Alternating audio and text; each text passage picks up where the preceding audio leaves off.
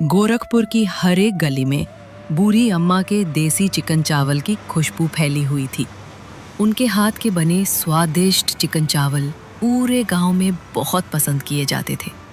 चाहे कोई बूढ़ा हो या बच्चा, सभी बूढ़ी अम्मा के पास चिकन चावल खाने आते थे। तभी एक महिला ने अम्मा से कहा, अम्मा, आपके देसी चिकन चावल का कोई जवाब नहीं। आप इतनी स्वादिष्ट चिकन चावल कैसे बनाती हैं? बेटी, ये तो तुम सबके लिए मेरा प्यार है जो मैं इतने अच्छे चिकन चावल बनाती हूँ। अम्मा, आपके देसी चिकन खाए बिना तो मेरा पूरा दिन ही नहीं कटता। बेटी, ये सब तुम सबके लिए ही तो है। जब भी मन करे तो आ जाया करो। हाँ अम्मा, एक थाली चिकन चावल तो देना। बूढ़ी अम्मा ने सभी को एक एक थाली चिकन चावल दे दी। वो बहुत ही दयालु स्वभाव की थी। जो भी गरीब उनके ठेले पर आता था, वो उसे मुफ्त में भर पेट चिकन चावल खिलाती थी। इसी तरह एक दिन एक गरीब लड़की अम्मा के ठेले पर आई। अम्मा, कुछ खाने को दे दो। पिछले 3 दिन से कुछ भी नहीं खाया है।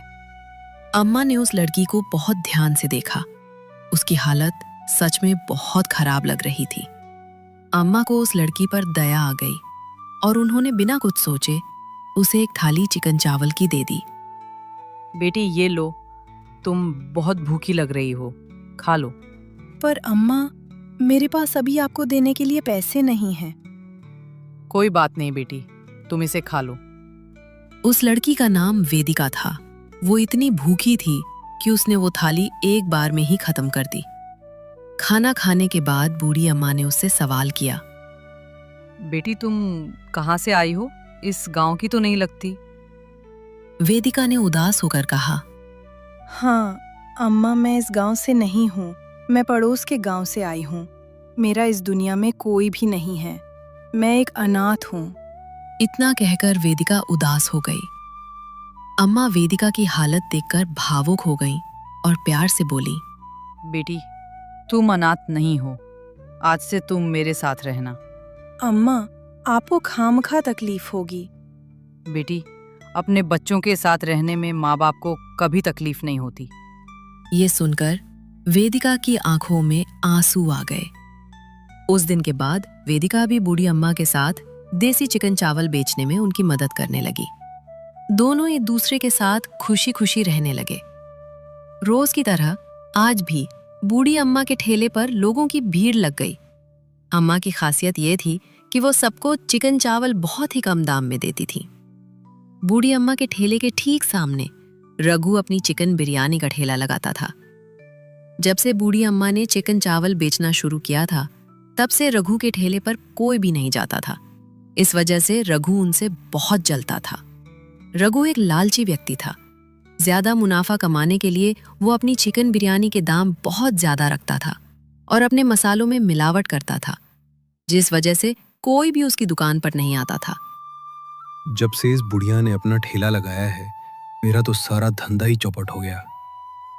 मुझे कुछ तो करना ही होगा इस बुढ़िया का। इतना सोचकर रघु अपने घर वापस आ गया और उसने ठान लिया कि वो बूढ़ी अम्मा का धंधा बर्बाद करके ही रहेगा। आधी रात होने के बाद रघु चुपके से बूढ़ी अम्मा के रसोई घर में घुस गया। उसे वहां चिकन चावल बनाने का सारा सामान मिल गया। ओह, तो ये है वो मसाले जिनसे बुढ़िया इतने स्वादिष्ट चिकन चावल बनाती है। रघु ने बूढ़ी अम्मा के खास मसालों में कंकड़ पत्थर और कुछ बेकार मसाले मिला दिए और वहां से चला गया। अगली सुबह रोज की तरह आज भी बूढ़ी अम्मा और वेदिका ने चिकन चावल का ठेला लगा लिया। थोड़ी देर बाद ग्राहक आने शुरू हो गए। अम्मा, एक थाली चिकन चावल तो लगाना। हाँ बेटा, अभी देती हूँ। इतना कहकर अम्मा ने सबको एक एक थाली चिकन चावल दे दी। जैसे ही पहले ग्राहक ने खाया, उसका मुंह पूरी तरह से जलने लगा। अम्मा, आपने आज क्या बना दिया? इसमें इतनी ज्यादा मिर्च मसाले हैं।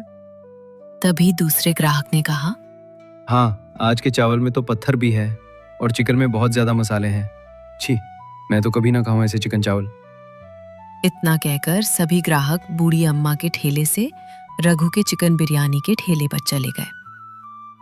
बूढ़ी अम्मा और वेदिका ये सब देखकर बहुत परेशान हो गई। बेटी, हमने तो हमेशा की तरह ही चिकन चावल बनाए हैं, तो फिर इनमें आज इतने मिर्च मसाले और कंकर कैसे हैं? हाँ अम्मा, पता नहीं कैसे ये कंकड़ चावल में आ गए। उधर सामने रघु अपने ठेले पर बहुत ही खुश था, क्योंकि उसकी तरकीब काम कर रही थी। पूरे दिन रघु की बहुत अच्छी कमाई हुई, जिस वजह से रघु बहुत खुश था। बूढ़ी अम्मा और वेदिका के ठेले पर कोई भी नहीं आ रहा था, जिस वजह से दोनों बहुत ही परेशान थी। थोड़ी देर बाद दोनों अपने घर आ जाती हैं। घर पर आकर वेदिका रसोई घर में जाती है।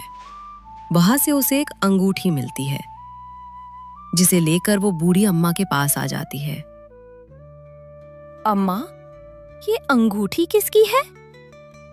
पता नहीं बेटी, किसकी है?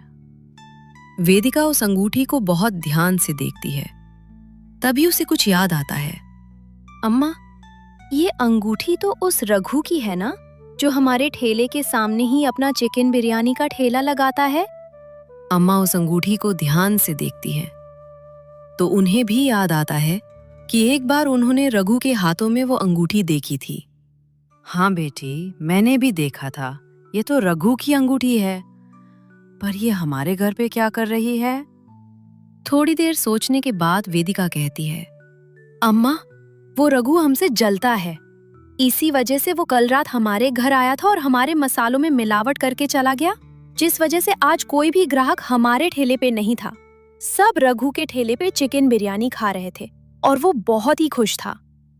हाँ बेटी, मैंने तो ये सोचा ही नहीं था। अम्मा, अब आप बस देखिए, मैं इस रघु की कैसे अक्ल ठिकाने लगाती हूँ। थोड़ी देर बात करने के बाद दोनों सो जाती हैं। आधी रात को रघु फिर से बूढ़ी अम्मा के रसोई घर में आता है। तभी उससे गलती से एक डिब्बा गिर जाता है, जिसकी आवाज से वेदिका जग जाती है। रघु घबराकर सभी मसालों में मिलावट करके जल्दी से वहां से निकल जाता है।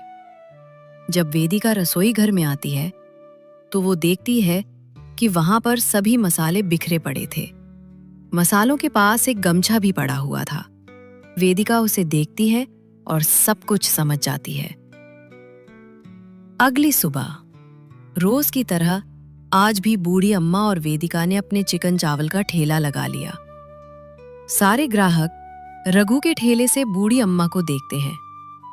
चिकन चावल की खुशबू इतनी मनमोहक थी कि गांव वाले अपने आप को बूढ़ी अम्मा के ठेले पर चिकन चावल खाने जाने से नहीं रोक पाए। सभी गांव वाले बूढ़ी अम्मा के ठेले पर आते हैं। वेदिका उन सभी गांव वालों से कहती है, काका, आज हमारे चिकन चावल में कोई भी मसाला ज्यादा नहीं है, आप लोग बेफिक्र होकर खा सकते हैं। वेदिका की ये बातें सुनकर सभी गांव वाले खुश हो जाते हैं और बूढ़ी अम्मा के चिकन चावल खाने लगते हैं। वहीं रघु ये सब देखकर जल भुन रहा था। रोज की तरह आज भी बूढ़ी अम्मा और वेदिका की बहुत ही अच्छी कमाई होती है। वहीं आज रघु के ठेले पर कोई भी नहीं आया था। मैंने कल सारे मसालों में मिलावट तो की थी, फिर आज इसके चिकन चावल इतने अच्छे कैसे बने? लगता है उन्होंने उन मसालों का इस्तेमाल ही नहीं किया होगा। आज ऐसी मिलावट करूंगा कि दोबारा गांव वाले कभी भूल कर भी उसके ठेले पर नहीं जाएंगे। शाम को बूढ़ी अम्मा और वेदिका घर आ जाती हैं। अम्मा, आज आप देखिएगा मैं इस रघु के साथ क्या करती हूँ। थोड़ी देर बाद बूढ़ी अम्मा और वेदिका सो जाते हैं। आधी रात होने के बाद रघु फिर से बूढ़ी अम्मा के रसोई घर में आता है। रघु जैसे ही बूढ़ी अम्मा की रसोई में आता है, वेदिका समझ जाती है कि वो रघु ही है। दरअसल वेदिका शाम को सोई ही नहीं थी, इस वजह से वो रघु को देख लेती है और चुपके से सभी गांव वालों को अपने घर पर बुला लेती है। रघु बूढ़ी अम्मा के रसोई घर में अम्मा के खास मसालों में जहर मिला रहा था। जैसे ही ये सब गांव वाले देखते हैं, वे सब रघु के पास पहुंच जाते हैं। तभी उनमें से एक गांव वाला कहता है, रघु, तू इस हद तक गिर जाएगा हमने कभी सोचा भी नहीं था। रघु उन सबको देखकर बहुत ही ज्यादा घबरा जाता है। तभी दूसरा गांव वाला कहता है, हाँ भाइयों, हम सबको ये तो पता ही था कि ये अपनी चिकन बिरयानी में मिलावट करता है, और सस्ती चीजों से बनाता है ज्यादा मुनाफा कमाने के लिए, पर अपने फायदे के लिए यह इस हद तक गिर जाएगा हमने कभी सोचा भी नहीं था। हाँ भाइयों, आज तो इसने हम सबकी जान लेने का ही सोच लिया था। तभी तो ये एक खतरनाक जहर बूढ़ी अम्मा के मसालों में मिला रहा था। हम सबको इसे पुलिस के हवाले कर देना चाहिए।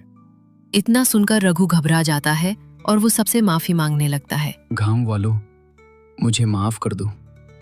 मैं अपने लालच की वजह से इतना अंधा हो गया था कि मुझे समझ ही नहीं आ रहा था कि मैं क्या कर रहा हूँ। आज के बाद कभी भी ऐसा नहीं करूँगा। तभी एक गांव वाला बोलता है। नहीं नहीं भाइयों, हमें इसे पुलिस के हवाले करना ही चाहिए। आज ये जो करने वाला था वो एक अपराध है। अगर आज हम सबको वेदिका बिटिया बुलाकर नहीं लाती तो ये हम सबकी जान ले लेता। हाँ हाँ भाइयों, हमें इसे पुलिस के हवाले करना चाहिए। सभी गांव वाले रघु को पुलिस के हवाले कर देते हैं। उस दिन के बाद बूढ़ी अम्मा और वेदिका अपना चिकन चावल का ठेला खुशी खुशी चलाने लगती हैं और सभी बहुत ही खुशी खुशी रहने लगते हैं।